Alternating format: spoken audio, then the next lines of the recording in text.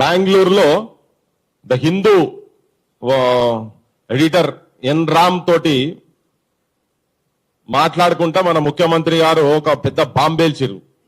నేను చాలా మందితో గత 3-4 రోజుల నుంచి మాట్లాడుతుంటే అందరి లోపల ఏంటంటే బాంబే ఏంటంటే తెలంగాణలో ఉన్నటువంటి 27,000 బడులను 4,000 బడులకు కుదిస్తున్నాం, అక్కడికి ఆపుతున్నాం. 4,000 బడుల కాడ 4,000 బడులే అంటే మిగతా బడులన్నీ మిగతా 23,000 బడులను బంద్ చేస్తాట. ప్రభుత్వ పాఠశాలలు మొత్తం బంద్ చేస్తా అనేది పల్లెల దాకా కింది దాకా క్షేత్రస్థాయిలో ఇప్పుడు నిన్న మొన్నటి నుంచి గ్రామాలలో ఇప్పుడు అంతా బడులు స్టార్ట్ అవుతాయి కదా.